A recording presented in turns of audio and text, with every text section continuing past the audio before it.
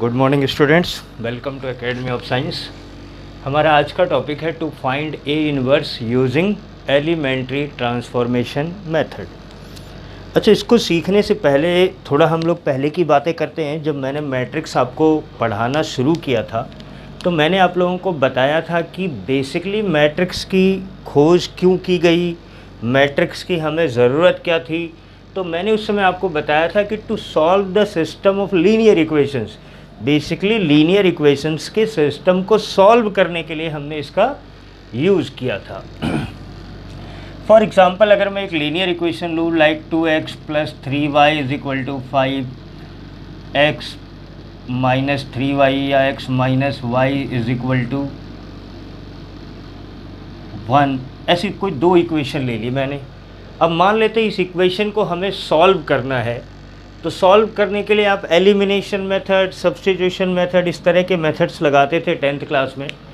और उन मेथड्स को लगाने के लिए हम क्या करते थे, हम पहले इनके कोफिशिएंट्स इक्वल करते थे। कोफिशिएंट्स इक्वल करने के लिए इस इक्वेशन को मल्टीप्लाई कर सकते थे किसी पर्टिकुलर नंबर से। फॉर एग्ज़ाम्पल, हमने 3 से मल्टीप्लाई कर दिया तो ये बन जाता था 3x - 3y = 3। फिर हम इन दोनों इक्वेशंस को ऐड कर देते थे, एडिंग इक्वेशन 1 और 2, इस तरह से हम उसको सॉल्व करते थे। मतलब सिंपल सी बात यह है कि उन लीनियर इक्वेशंस को सॉल्व करने के लिए किसी पर्टिकुलर इक्वेशन को किसी पर्टिकुलर इस नंबर से मल्टीप्लाई भी कर सकते हैं, उसको दूसरे इक्वेशन के साथ ऐड भी कर सकते हैं। ये सारी चीज़ें हमें पहले से पता है और यही चीज़ें हम अप्लाई करेंगे जब हम इसको मैट्रिक्स मेथड से सॉल्व करना चाहेंगे। अब इसी इक्वेशन को या इन्हीं इक्वेशंस को अगर मैं मैट्रिक्स मेथड से करूँगा तो उसके लिए एक सिस्टम मुझे बनाना पड़ेगा, कुछ इस तरह का होगा। जैसे इसको ध्यान से देखें आप, तो इनके कोफिशिएंट्स हैं 2, 3, 1, -1 and they are multiplied with x and y and the answer is 5 और 1। ये जो सिस्टम ऑफ लीनियर इक्वेशंस है, इसको मैट्रिक्स के फॉर्म में मैंने ऐसे लिख दिया। इसमें और इसमें कोई फ़र्क नहीं है, दोनों बिल्कुल सेम चीज़ें लिखी हुई हैं। अगर ये दोनों सेम चीज़ें लिखी हुई हैं तो फिर हम x y की वैल्यू कैसे निकालेंगे।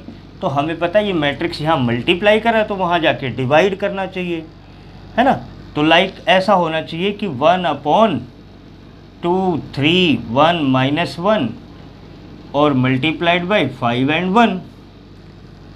तो ये जो 1 डिवाइड में लिखा हुआ है, इसको अब दूसरे तरीके से हम क्या लिख सकते हैं, हम इसको लिख सकते हैं वी नीड द 2, 3, 1 - 1 का इन्वर्स। आपको पता है ना 1/a इज़ a इन्वर्स, ऐसा लिखा जा सकता है। तो इस तरह से मैट्रिक्स को हमने क्या लिख दिया, a inverse, and this is multiplied by 5, 1 and you will get the value of x and y। मतलब बहुत सिंपल सी भाषा में बात करें कि to find the value of x we need to find the inverse of this matrix. और इस matrix के इन्वर्स को फाइंड करने के लिए हमारे पास दो मेथड हैं। एक क्रैमर्स रूल होता है, डिटर्मिनेंट मेथड जिसको हम बोलते हैं, और दूसरा है एलिमेंट्री ट्रांसफॉर्मेशन मेथड जो कि मैट्रिसेस में है।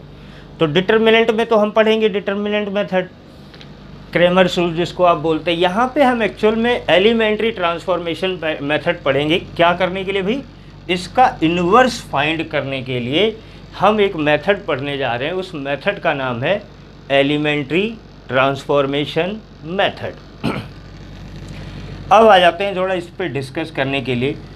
हमारी कुछ मेरी कुछ बातों का आप विशेष ध्यान रखेंगे कि मैंने कहा जब हम टू इक्वेशंस को सॉल्व करने की कोशिश कर रहे हैं तो उन इक्वेशंस को हम किसी पर्टिकुलर नंबर से मल्टीप्लाई कर सकते हैं। हाँ, ध्यान रखना है कि मल्टीप्लाई करते हुए पूरी इक्वेशन मल्टीप्लाई होगी, या इन दोनों इक्वेशंस को आपस में ऐड कर सकते हैं। तो ये भी हमें क्या करना होगा हमें पूरी इक्वेशंस को ऐड करना होगा। अगर हमें फ्यूचर में कभी रिक्वायरमेंट पड़े कि नहीं भाई ये इक्वेशन मैं पहले लिख लूँ, ये इक्वेशन बाद में लिख लूँ, तो क्या उससे कोई फ़र्क पड़ता है? नहीं पड़ता। मतलब हम ये भी कर सकते हैं, इक्वेशंस को आगे पीछे लिख सकते हैं। या अगर मैं कहूँ कि 3y + 2x - y + x = 5 = 1, अगर मैंने इस तरह से चेंजेस कर दी, पूरे कॉलम को चेंज किया, एक को नहीं किया, मतलब ये पूरा कॉलम यहाँ पहुँचा दिया, ये पूरा कॉलम यहाँ पहुँचा दिया, तो अगर हम ऐसा लिख दें तो क्या गलत हो जाता है? या हम ऐसा कर सकते हैं कि नहीं कर सकते? कर सकते हैं, ईजी है, इसमें तो हम पहले से कर दें। तो ये सारी चीज़ें आप अपने दिमाग में रखिएगा, फिर हम बात करेंगे एलिमेंट्री ट्रांसफॉर्मेशन मेथड की।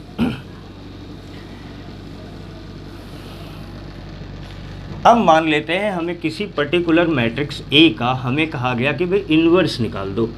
वो मैट्रिक्स कुछ भी हो सकते हैं, ए बी सी डी, हमने कुछ ऐसी मैट्रिक्स ले ली।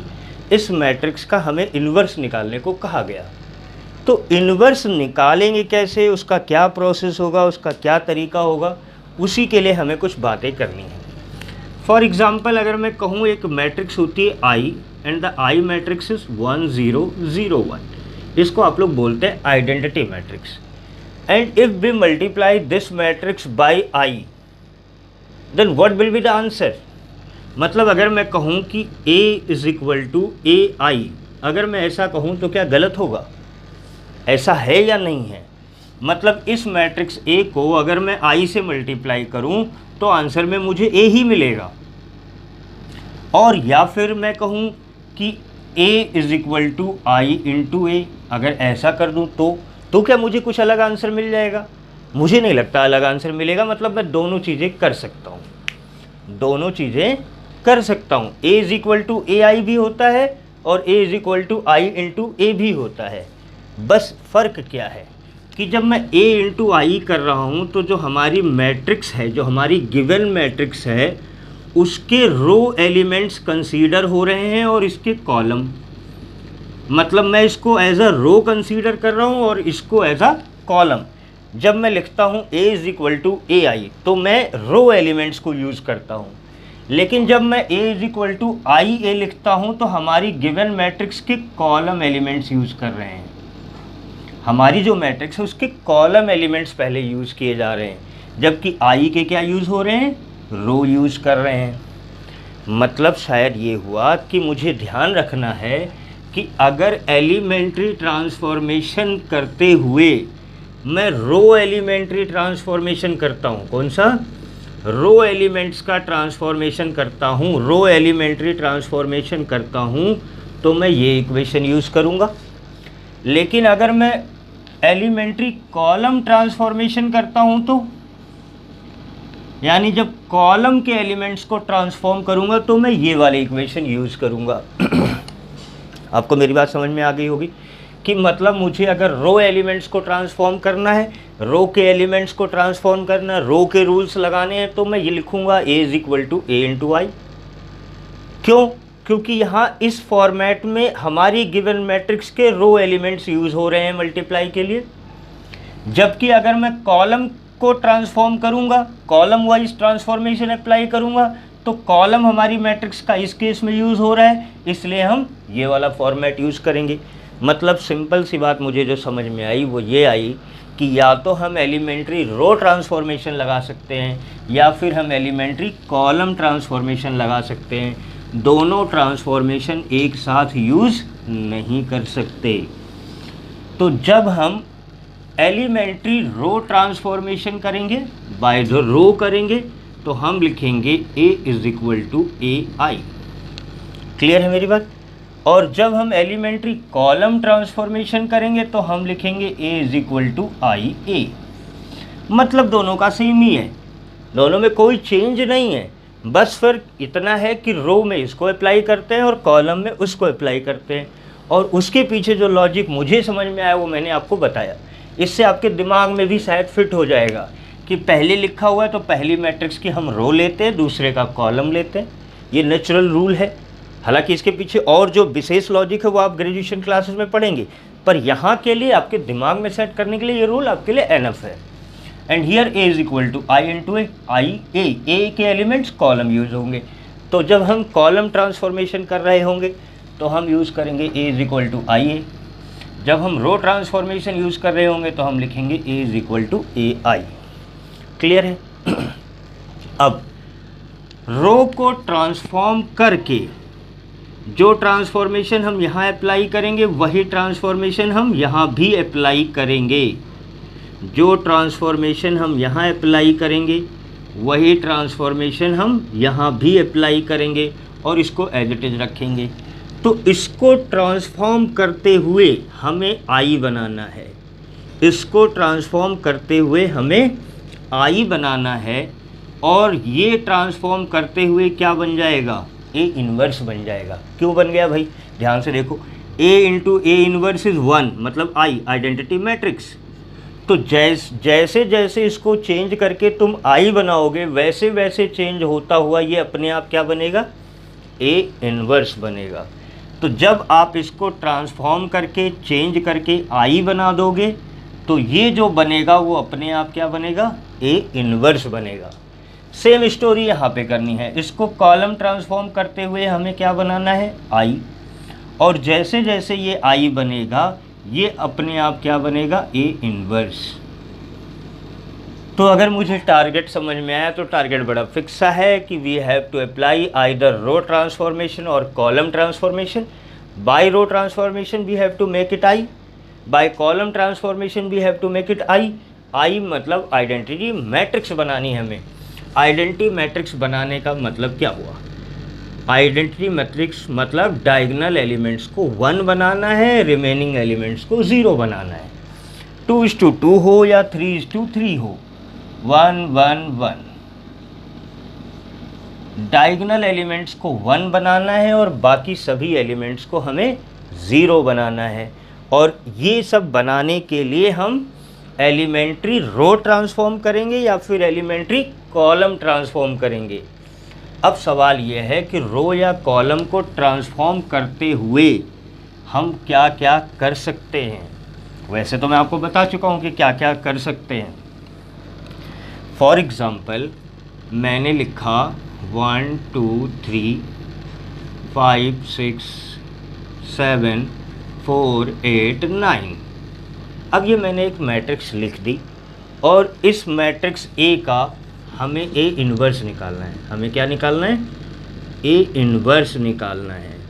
अब मान लो अगर मैं रो ट्रांसफॉर्मेशन करूँगा तो मैं लिखूँगा A is equal to A into I, मतलब मुझे इसको ट्रांसफॉर्म करना है। ये जो गिवन मैट्रिक्स है इसको ट्रांसफॉर्म करना है, इसमें चेंजेस करने हैं और चेंजेस कर करके इसको क्या बनाना है, इसको बनाना है आई। मतलब इस मैट्रिक्स को हमें आई बनाना है, ये बनाना है ये कि इसके डायगोनल एलिमेंट्स 1 हो जाएं, बाकी सभी एलिमेंट्स 0 हो जाएं। इस तरह का एक प्रोसेस अप्लाई करना है। कोई हार्ड एंड फास्ट रूल नहीं है, हमें सिर्फ ये पता है कि हम क्या क्या कर सकते हैं। अभी जब मैंने 2 इक्वेशन लिखी थी, ax plus B Y plus C Z is equal to D1 A1 B1 C1, A2x B2y C2z is equal to D2, A3x plus B3y plus C3z is equal to D3। ऐसी जब equation लिखी थी तो मैंने कहा था कि इस इक्वेशन को हम यहाँ लिख सकते हैं, इस इक्वेशन को हम यहाँ लिख सकते हैं, या फिर इस इक्वेशन को हम यहाँ लिख सकते हैं और इस इक्वेशन को यहाँ लिख सकते हैं। शायद मैं ये कहना चाह रहा था कि अगर मुझे रिक्वायरमेंट हो तो मैं इस R1 को R2 की जगह पे लिख सकता हूँ और R2 को R1 की जगह पे। मतलब R1 can be change to R2, R2 can be change to R1, या R1 को रिप्लेस करके हम R3 कर सकते हैं, R3 को रिप्लेस करके R1 कर सकते हैं, R2 की जगह पे R3 लिख सकते हैं, R3 की जगह पे R2 लिख सकते हैं। ऐसा बताया था क्या मैंने अभी थोड़ी देर पहले कि हम चाहें तो इस इक्वेशन को ऊपर लिख दें, इस इक्वेशन को नीचे लिख देंगे। यही तो किया हमने, इसको ऊपर लिख दिया, इसको नीचे लिख दिया, या इसको यहाँ लिख दिया, इसको यहाँ लिख दिया, यही तो कर रहे हैं। ऐसा हम कर सकते हैं। किस लिए करेंगे, according to the our requirement, कि हमें इसको आइडेंटिटी बनाना है। और क्या कर सकते हैं, रो कॉलम ट्रांसफॉर्म। मैंने आपको कहा था कि इस पर्टिकुलर इक्वेशन को किसी नंबर से मल्टीप्लाई कर सकते हो, यानी R1 इंटू के कर सकते हो, R2 इंटू के कर सकते हो, R3 इंटू के कर सकते हो। कि मतलब कोई भी नंबर हो सकती है, किसी भी नंबर से, किसी भी स्केलर नंबर से हम इसको मल्टीप्लाई कर सकते हैं। और क्या कहा था भाई, और क्या कर सकते हो, इसको मल्टीप्लाई करके इसके साथ ऐड कर सकते हो। अभी किया था ना हमने, दोनों इक्वेशंस को पहले वो किया हमने, कोफिशिएंट्स को इक्वल किया और फिर उन दोनों को आपस में ऐड कर दिया। मतलब कि अगर मुझे ज़रूरत पड़े कि भाई मुझे R1 को R2 के साथ ऐड करके लिखना है, तो R1 को बदल सकते हैं कैसे, R1 प्लस R2 कर सकते हैं, यही तो कहा ना मैंने। या R1 की जगह पे R1 प्लस के R2 लिख सकते हैं, या R3 को चेंज करना है, मैंने कहा भाई R1 में मुझे चेंज नहीं करना, मुझे तो R3 में चेंज करना है, तो R3 को चेंज कर सकते हो, R3 प्लस के R2 R1 प्लस माइनस, ये सब आप कर सकते हो। तो सिंपल सी भाषा में मैंने आपको अगर कुछ बताया तो मैंने कहा शायद आप 3 काम कर सकते हो। क्या कर सकते हो, रोज़ और कॉलम को आपस में इंटरचेंज कर सकते हो। क्यों कर सकते हो भाई, इक्वेशंस भी तो हमने किया था। किसी स्केलर से मल्टीप्लाई कर सकते हो और स्केलर से मल्टीप्लाई करके आपस में इनको ऐड या सब्ट्रैक्ट भी कर सकते हो। तो बेसिक 3 बातें समझ में आई कि हम क्या क्या कर सकते हैं। और अगर ये 3 बातें समझ में आई कि हम क्या क्या कर सकते हैं, इसका यूज करके हम इन्वर्स कैसे निकालें, तो फिर तो अच्छी बात है। और यही सारी चीज़ें हम कॉलम में भी कर सकते हैं। जो चीज़ें हमने रो में की, कॉलम ट्रांसफॉर्मेशन अप्लाई करते हुए, यही चीज़ें हम कॉलम में भी कर सकते हैं।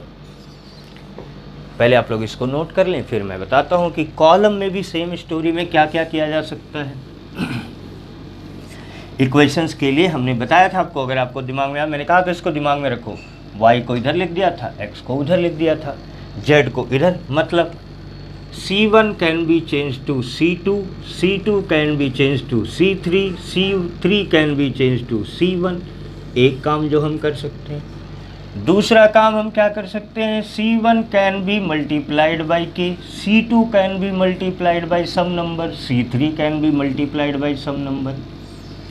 और क्या कर सकते हैं, ये काम नंबर 2 हुआ। काम नंबर 3 क्या हो सकता है कि C1 प्लस C2 कर सकते हैं, C2 plus C3 into K कर सकते हैं। अच्छा, ध्यान क्या रखना है, अगर हम कॉलम 1 को चेंज कर रहे हैं तो यहाँ कॉलम 1 ही लिखेंगे और फिर बताएंगे कि हम कॉलम 1 में क्या कर रहे हैं। अगर हम कॉलम 2 चेंज कर रहे हैं तो यहाँ लिखेंगे कॉलम 2, फिर उसमें बताएंगे कि हम उसमें क्या चेंज कर रहे हैं। कॉलम 3 में अगर चेंज कर रहे हैं तो पहले लिखेंगे कॉलम 3 और फिर बताएंगे कि हम उनमें क्या चेंजेस कर रहे हैं। और सिर्फ प्लस ही नहीं, माइनस भी कर सकते हैं। तो आप प्लस भी कर सकते हैं, माइनस भी कर सकते हैं। तो इतना नोट कर लें, फिर हम लोग 1-2 क्वेश्चन करते हैं, बुक से ले लेते हैं आपके।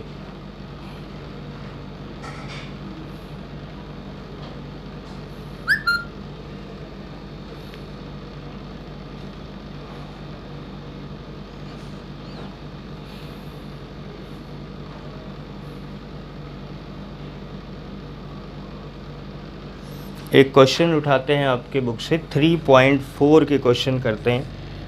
पहले ही क्वेश्चन उठा लेते हैं।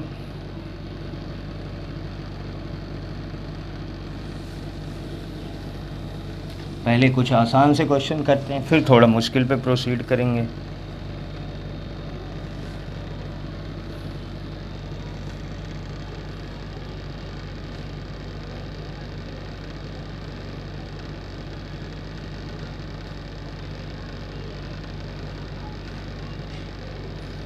अच्छा, ये भी ध्यान रखना कि कौन सी मैट्रिक्स इन्वर्टिबल होगी। सिर्फ स्क्वायर मैट्रिक्स ही इन्वर्टिबल हो सकती है, सभी मैट्रिसेस इन्वर्टिबल नहीं होती हैं।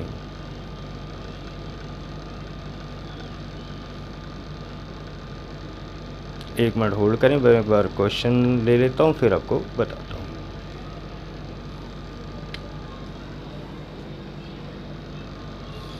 पहला क्वेश्चन जो उसका हमें इन्वर्स निकालना है वो लिखा हुआ है a इज इक्वल टू 1 -1 2 3। मान लेते हैं हमें इसका इन्वर्स निकालना है। पहले एक 2:2 का करके दिखा रहे हैं आपको, आसान सा क्वेश्चन होगा, और फिर उसके बाद थोड़े अच्छे क्वेश्चंस पे भी हम लोग प्रोसीड कर जाएंगे, 3:3 के क्वेश्चंस भी उठा लेंगे। तो मान लेते हैं ये मैट्रिक्स है और इसमें मैं कॉलम ट्रांसफॉर्मेशन करना चाहता हूँ अगर, तो मुझे क्या लिखना चाहिए, तो मुझे लिखना चाहिए a is equal to i into A. क्यों भाई, क्योंकि मैं एलिमेंट्री कॉलम ट्रांसफॉर्मेशन करना चाह रहा हूँ। अगर मुझे एलिमेंट्री रो ट्रांसफॉर्मेशन करना होता तो मैं लिखता A is equal to A into I. Clear है मेरी बात? तो पहले कॉलम से कर लेते हैं, फिर रो से भी कर लेंगे अगर ज़रूरत हुई तो। A क्या है बेटा? 1 -1 2 3। I इज़ 1 0 0 1 मल्टीप्लाइड बाई ए को आप ऐसे ही मेंटेन रखेंगे क्योंकि चेंज हमें इसमें करना है, तो उसको आप चेंज लेने का कोई फ़ायदा नहीं है। अच्छा, करना क्या था भाई? हमारा टारगेट क्या था? हमारा टारगेट था हमें इसको 1 बनाना था। ये तो ऑलरेडी 1 है। हमें इसको 0 बनाना है, इसको 0 बनाना है और फिर इसको 1 बनाना है। क्लियर है मेरी बात? इस एलिमेंट को 1 बनाना था जो ऑलरेडी 1 है, तो हम इसको नहीं छेड़ते। इसको 1 बनाने के लिए हम क्या कर सकते हैं? तो ध्यान से देखो, अगर मैं इस -1 को 1 के साथ प्लस कर दूं, इसको इसके साथ प्लस कर दूं, तो ये 0 हो जाएगा। ये दिमाग में आता है। अच्छा, ये C2 है, इसको इसके साथ प्लस करने का मतलब क्या हुआ? ये कॉलम 2 है, ये कॉलम 1 है। मतलब मैं कॉलम 2 में चेंज करना चाहता हूँ, मैं कॉलम 2 में चेंज करना चाहता हूँ, और इस कॉलम 2 में चेंज करते हुए मैं कॉलम 2 को कॉलम 1 के साथ प्लस करना चाह रहा हूँ। यही तो कहा ना मैंने, we want to add column 2 with column 1। तो कर देते हैं भाई। अच्छा, हम कर क्यों रहे हैं? हमें इसको 0 बनाना है, इसलिए कर रहे हैं। मतलब there is no change in column 1, you are going to change with column 2 only, not column 1। तो कॉलम 1 एज इट इज लिख देते हैं बेटा 1 2। अब कॉलम 2 की जगह पे क्या आएगा? कॉलम 1 के साथ ये प्लस होगा, -1 + 1 0, 3 + 2 5। और जो ऑपरेशन आपने यहाँ किया है वही सेम ऑपरेशन आप यहाँ भी करेंगे। जो आपने यहाँ किया है उसको यहाँ भी करना है। यहाँ पे भी कॉलम 1 में कोई चेंज नहीं होगा। कॉलम 2 में क्या होगा? Column 2 will get added with column 1। तो 0 + 1 1, 1 + 0 1 मल्टीप्लाइड विद A। तो भाई 1 बन गया, 0 बन गया, 2 है, 5 है। अब मुझे जो 5 एलिमेंट है इसको भी 1 बनाना है। इसको भी क्या बनाना है? 1। इसको क्या बनाना है? 0। क्या करे कि ये 1 बन जाए? तो ध्यान से देखो, एक तरीका तो यह है कि मैं इसको 5 से डिवाइड कर दूं, ये 1 बन जाएगा। तो कहोगे इसको कैसे? मैं तो पूरे को करूँगा, पूरे कॉलम को 5 से डिवाइड कर दूं तो ये क्या बन जाएगा? 1। दूसरा तरीका क्या है बेटा? इसमें से मैं इसको माइनस करूं, इसमें से इसको माइनस करूं और इसको कर दूं 2 से मल्टीप्लाई। तो ध्यान से देखो, 5 2 2 4, 5 - 4 1 बन जाएगा। पर दिक्कत कहाँ आएगी? जब तुम इसको चेंज कर रहे होगे तो ये भी चेंज हो जाएगा। तो हम ये नहीं करते, ठीक है ना। हम क्या कर देते हैं? इसको 5 से कर देते हैं डिवाइड, क्योंकि मुझे इसको बनाना है 1। हालांकि कुछ बुक्स में ऐसा कुछ लिखा होता है कि भाई पहले ये करो, फिर ये करो, फिर वो करो। ऐसा कुछ नहीं है, ऐसा कोई रूल लगाने की भी ज़रूरत नहीं है, पजल हो जाओगे। सिंपल स्टोरी यह है कि सबको ऑब्जर्व करो और जो आसानी से हो रहा है उसे कर दो। मैक्सिमम क्या होगा? 2 स्टेप ज़्यादा या 2 स्टेप कम, इससे ज़्यादा कुछ भी नहीं होने वाला।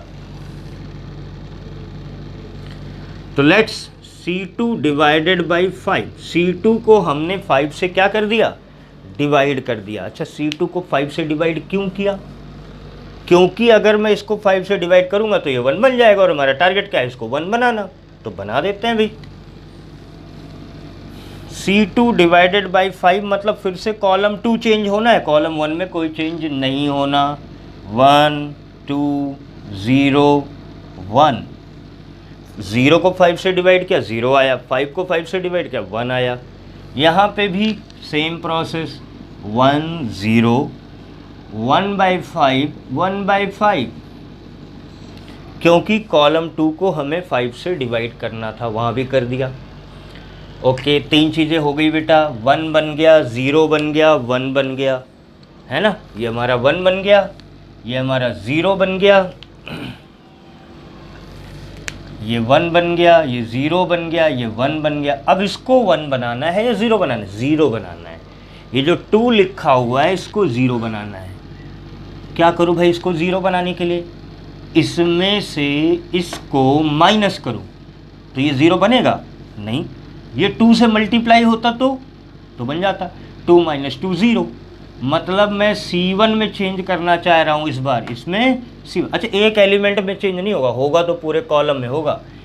C1 में चेंज करना चाह रहा हूँ, क्या चेंज, C1 में से C2 को माइनस करूँगा, लेकिन 0 बनाना है तो इसको डबल भी कर दूँगा, मतलब C1 - 2 C2 कर दूँ तो हो गया 0।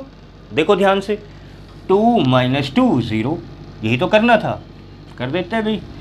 Now we are changing C1, ध्यान रखना, तो 1 - 2 इंटू C2 मतलब 0, ऐसे समझो 1 - 2 इंटू 0 क्या आएगा, 1 ही आएगा।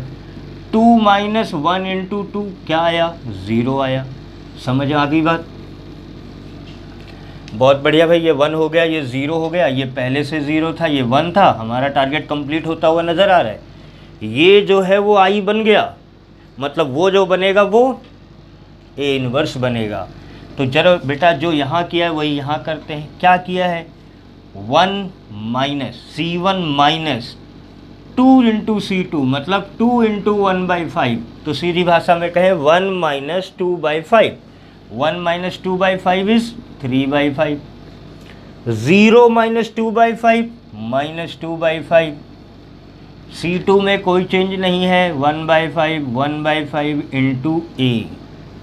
अब मैंने कहा था if this is I and this is A then it should be A inverse, so A inverse is what, 3/5, 1/5 -2/5 1/5, ये हमारा हो गया आंसर। समझ आ गई बात, तो इतना नोट कर लेते हैं, फिर एक क्वेश्चन और करते हैं। चलो नेक्स्ट एक्सरसाइज में नेक्स्ट क्लास में करते हैं, अभी के लिए आप इतना नोट कर लें। मैंने आपको पूरा प्रोसेस सिखाने की कोशिश की, अब इस प्रोसेस को आपने अप्लाई करना है, कुछ और क्वेश्चंस पे अप्लाई करना है, या एक क्वेश्चन और कर लेते हैं, 3:3 का एक क्वेश्चन करते हैं, या 2:2 का ही एक क्वेश्चन करते हैं, उसको कॉलम से करते हैं। तो नेक्स्ट क्वेश्चन, ये कॉलम से नहीं रो से करते हैं। तो नेक्स्ट क्वेश्चन जो मुझे दिख रहा है दैट इज़ 2174, 2174 नोट कर लें आप लोग इसे।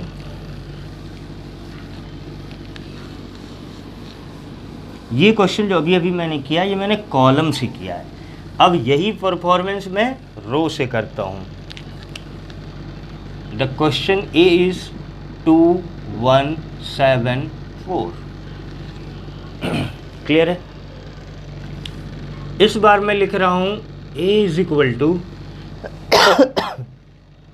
A इंटू आई, और A इंटू आई क्या इंडिकेट कर रहा है भाई, A is equal to A into I indicate कर रहा है कि इस बार मैं रो ट्रांसफॉर्मेशन लगाने वाला हूँ, क्योंकि हमारी मैट्रिक्स का रो यूज़ हो रहा है। तो A इज़ 2174,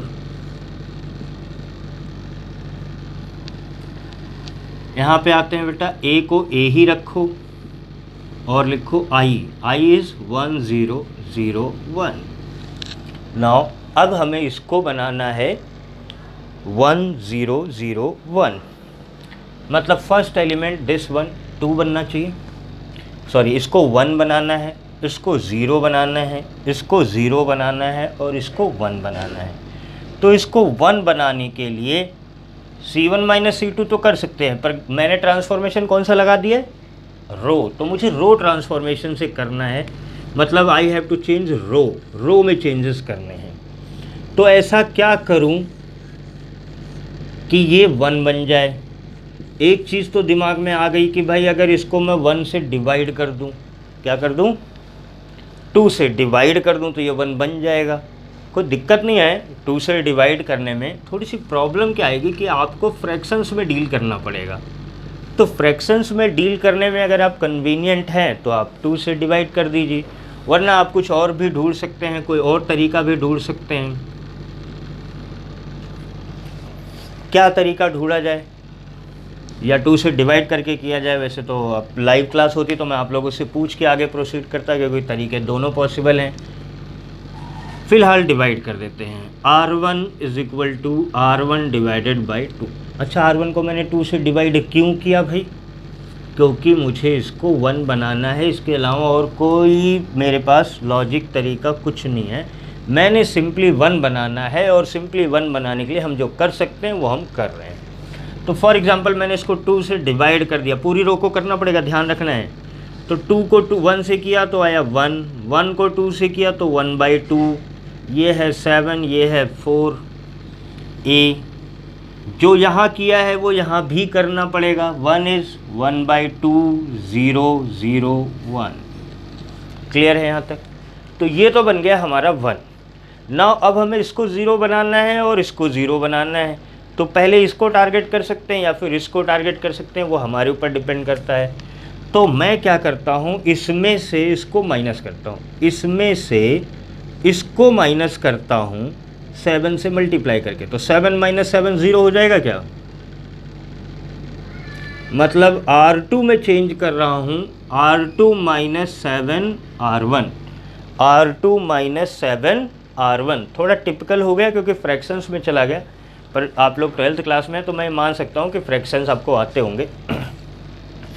मतलब R1 में कोई चेंज नहीं, R1 में कोई चेंज नहीं, तो R1 एज इट इज लिखा जाएगा 1 1/2।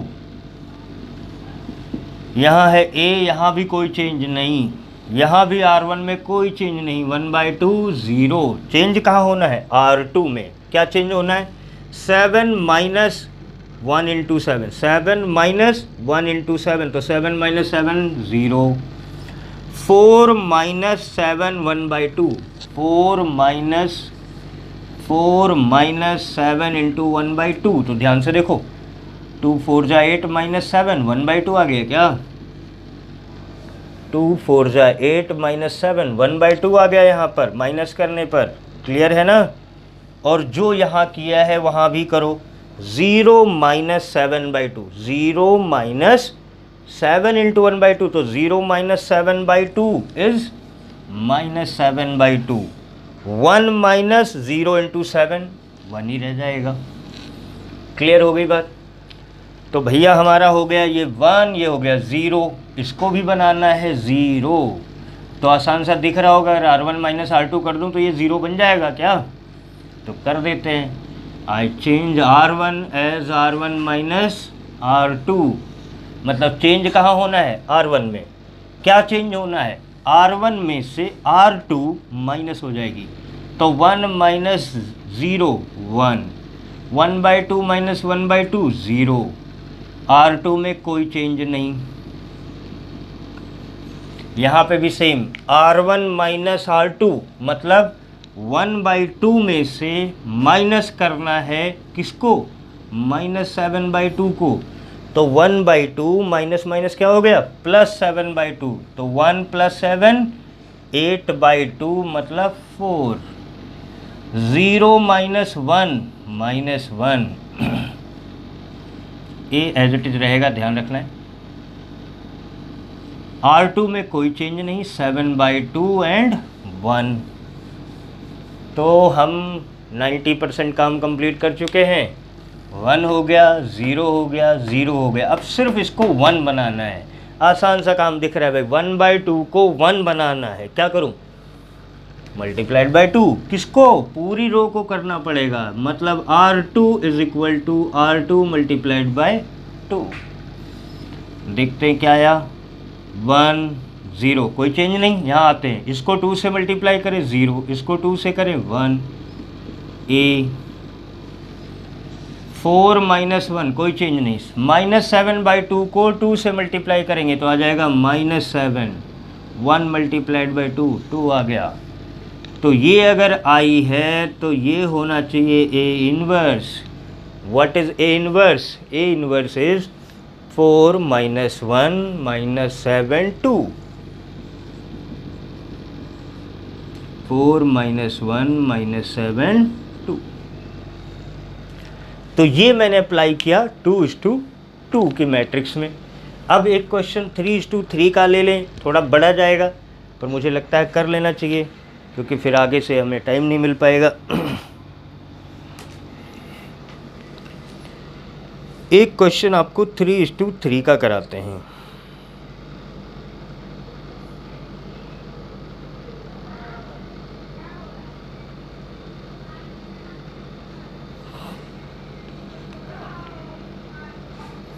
क्वेश्चन नंबर 15, जहाँ हमें मैट्रिक्स ए जो गिवन है वो है 2 - 3 3। मिटा रहा हूँ मैं इसको।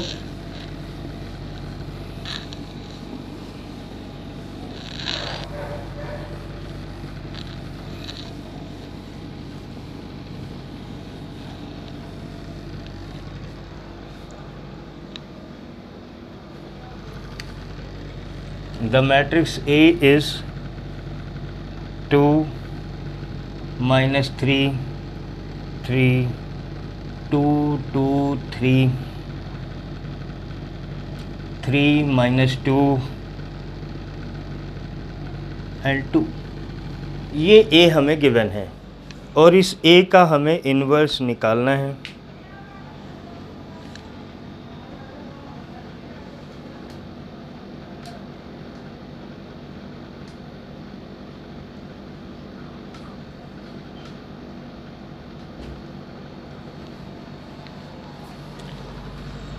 ये हमें A गिवन है, हमें इसका A इन्वर्स निकालना है।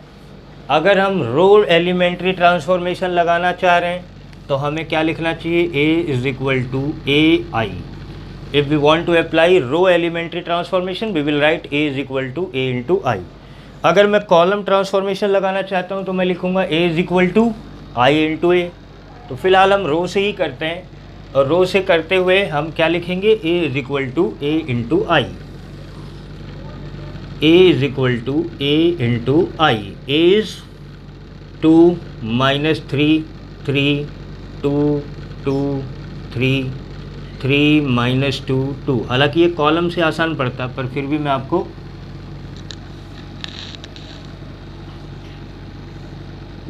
वन 0 0 0 1 0 0 0 1 ऐसा कुछ मैंने लिखा।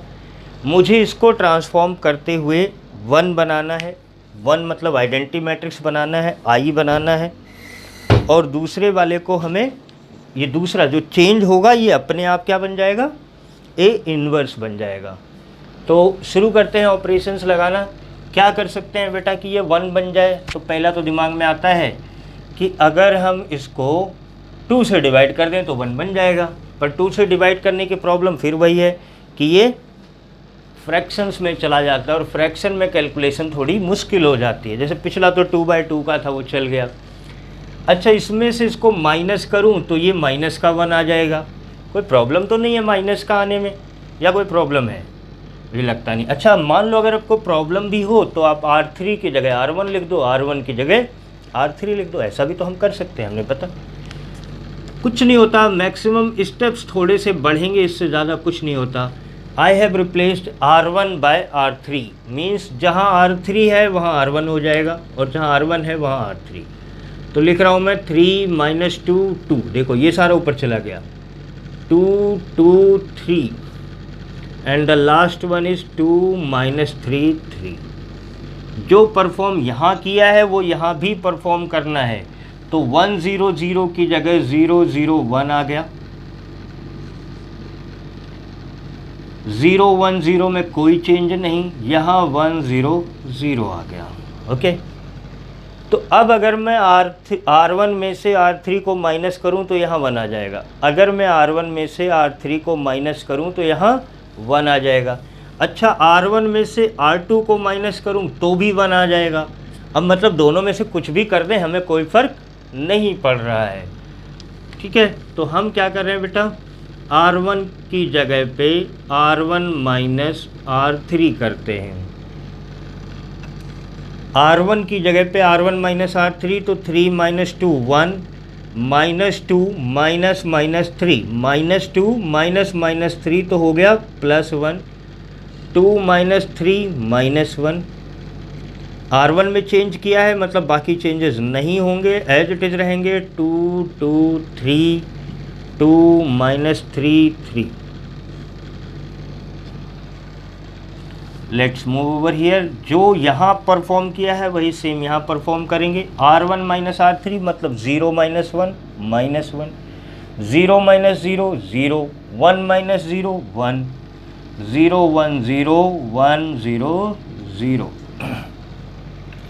तो ये क्वांटिटी हमने 1 बना ली है। अब हमें इसको 0 बनाना है। अब इसको ज़ीरो बनाने के लिए क्या कर सकते हैं भाई, या हमें इसको भी ज़ीरो बनाना है, तो अगर मैं इसमें से इसको माइनस कर दूं या इसमें से इसको माइनस कर दूं तो ये ज़ीरो बन जाएगा। मतलब या तो मैं R3 में से R2 माइनस कर दूं या R2 में से R3 माइनस कर दूं, ये मेरे ऊपर है कि मैं क्या करना चाह रहा हूँ। तो हम क्या कर देते हैं बेटा, R2 की जगह पे R2 माइनस R3 लिखते हैं, R2 की जगह पे R2 माइनस R3 लिखते हैं।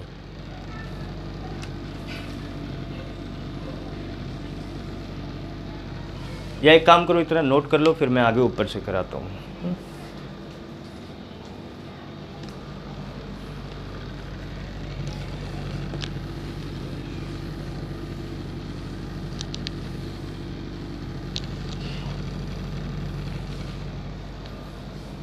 क्या कहा बेटा मैंने आपको परफॉर्म करने को, we have to do R2 minus R3, मतलब there is no change in R1, R1 ऐसे ही रहने वाला है 1 1 माइनस 1। R2 की जगह पे R2 माइनस R3, तो 2 minus 2 0, 2 minus minus 3 5, 3 minus 3 0, R3 में भी कोई चेंज नहीं है, 2 minus 3 3 is equal to A यहाँ एज इट इज चलता रहेगा। यहाँ R1 में कोई चेंज नहीं, मतलब 1 0 1। R2 माइनस R3 करना है, 0 minus 1 minus 1, 1 minus 0 1, 0 minus 0 0, last R3 में भी कोई चेंज नहीं। ओके 1 हो चुका, 0 हो गया, एक 0 और बन गया है। यहाँ क्या बनाना है, यहाँ भी 0 बनाना है, यहाँ क्या बनाना है, यहाँ भी 0 बनाना है, और यहाँ 1 बनाना है। तो पहले कोशिश करते हैं इसको 0 बनाने की। इसको 0 बनाने के लिए क्या करना पड़ेगा, क्या इसमें से इसको माइनस कर दूँ डबल करके, 2 में से 1 को माइनस करूँ लेकिन डबल करके, तभी तो ये 0 होगा। कर देते हैं। समझ में आ गया होगा आप लोगों की प्रोसेस क्या है, कोई हार्ड एंड फास्ट रूल नहीं है। We have to achieve our target and the target is very simple, we have to make it identity matrix. तो what I am going to do, R3 is going to be change as R3 minus 2R1, R3 minus 2R1 हो जाएगा 0, बस simple सा target है। मतलब R1 R2 में कोई change नहीं, 1 1 माइनस 1 0 5 0, इसमें कोई चेंज नहीं। यहाँ चेंज हो रहा है, 2 माइनस 2 0, माइनस 3 माइनस 2, ध्यान से देखना, minus 3 minus 2 minus 5, 3 minus minus 2 मतलब 5, 3 माइनस माइनस 2, तो 3 प्लस 2 हो गया 5 हो गया। ओके यहाँ भी R1 R2 में कोई चेंज नहीं, 1 0 1 माइनस 1 1 0, R3 में चेंज है, R3 माइनस 2R1 यानी 1 माइनस 2 कितना आया माइनस 1, 0 माइनस 0 ही रहेगा, 0 माइनस 2 माइनस 2। ओके नाउ अब हमें इसको 0 बनाना है, दिस वन, इसको 0 बनाना है। तो क्या करें भाई, तो मुझे दिख रहा है कि अगर मैं R3 को R2 के साथ प्लस कर दूं तो ये भी 0 बन जाएगा। कर देते हैं, R3 में चेंज होगा, मतलब R1 R2 फिर एज इट इज लिखते हैं, 1 1 minus 1 0 5 0, 0 plus 0 0, minus 5 plus 5 0, 5 plus 0 5, 1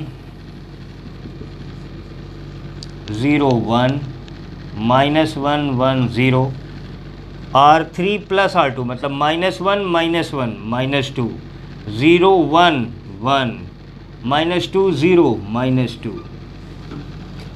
कहाँ तक टारगेट अचीव हो चुका है, 1 0 0 0 0, इन दोनों को 1 बनाना है और एक इसको 0 बनाना है, इसको भी 0 बनाना है। क्या करें पहले, चलो पहले इसको 1 बनाते हैं, फिर इसको 1 बनाते हैं, फिर 0 बनाएंगे।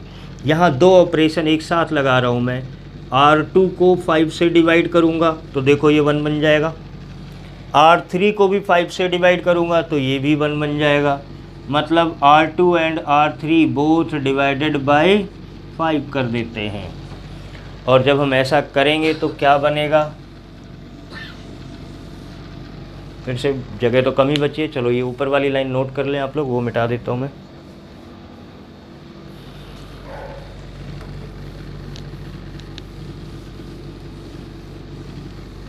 वीडियो पॉज करके नोट कर लिया करो अगर ऐसे दिक्कत आती है तो। क्या करना था बेटा, R2 चेंज करना है, R3 चेंज करना है, मतलब there is no change in R1, तो R1 एज इट इज़ लिख देते हैं बेटा 1 1 माइनस 1। R2 डिवाइडेड बाई 5, 0 को 5 से डिवाइड किया 0, 5 को किया 1, 0 0 0 1 0 0 1।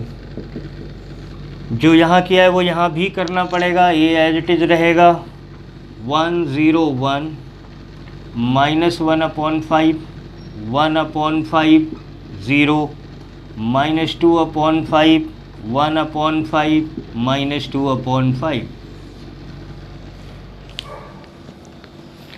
ओके, तो अब हमारा काम बहुत कुछ बन चुका है। 1 हो गया, 0 0 0 1 1। अब एक इसको ज़ीरो बनाना है, एक इसको ज़ीरो बनाना है, मतलब ये दो क्वांटिटीज़ ज़ीरो करनी है, बाकी टारगेट अचीव हो चुका है। तो 2 ऑपरेशन और करने पड़ेंगे, अपने आप हो जाएगा ये। थोड़े नंबर ऑफ़ ऑपरेशंस कम ज़्यादा हो सकते हैं, पर आप अपने हिसाब से ही चलिए, रट्टा मारने की कोई ज़रूरत नहीं। बहुत सारे आपको मैजिक रूल बताए जाएंगे कि ऐसे ऐसे कर लो तो हो जाएगा, पर वो जो ऐसे ऐसे है वो आप याद ही तो करोगे कि यही यही करना है, याद मत करो, थोड़ा सा दिमाग को एक्टिवेट करो, हो जाएगा। तो हम क्या करते हैं बेटा, हमें इसको ज़ीरो बनाना है, तो R1 में से R2 माइनस कर दें, ज़ीरो बन जाएगा, या R1 और R3 प्लस कर दें तो ये ज़ीरो बन जाएगा। पहले कौन सा कर लेते हैं, पहले R1 is equal to R1 plus R3 करते हैं, ठीक है। R1 is equal to R1 plus R3, मतलब चेंज कहाँ होना है, R1 में। क्या चेंज होना है, इसके साथ प्लस होना है, तो 1 प्लस 0 1, 1 प्लस 0 1, माइनस 1 प्लस 1 0, बाकियों में कोई चेंज नहीं, 0 1 0 0 0 1, 1 माइनस 2/5 3/5, 0 1/5 1/5, 1 माइनस 2/5 अगेन 3/5, बाकियों में कोई चेंज नहीं, ए एज इट इज़ बना रहेगा, माइनस 1/5 1/5 0, माइनस 2/5 1/5 माइनस 2/5। ओके, एक टारगेट और बचा है, इसको ज़ीरो करना है, ये ज़ीरो करना है, मतलब इसमें से इसको माइनस कर देते हैं, R1 is equal to R1 minus R2। देखते हैं बेटा, R1 चेंज हो रहा है, 1 माइनस 0 1, 1 माइनस 1 0 0 0 1 0 0 0 1, मतलब ये I बन चुका है। और अगर ये I बन चुका है तो आप समझें यहाँ क्या बनने वाला है, 3/5 माइनस करना है माइनस 1/5 को, 3/5 माइनस करना है माइनस 1/5 को, ध्यान रहे 3/5 में से माइनस करना है माइनस 1/5 को, तो ये तो प्लस हो जाएगा, क्या बन जाएगा 4/5, 1/5 माइनस 1/5 0, 3/5 माइनस 0 तो 3/5 माइनस 1/5, बाकी सब कुछ सेम ही रहना है, कोई चेंज नहीं, 1/5 0 माइनस 2/5 1/5 माइनस 2/5। तो I is equal to A into A inverse, मतलब ये जो हमारा आया है यही हमारा आंसर है, और ये है A इनवर्स। आज के लिए इतना ही, धन्यवाद।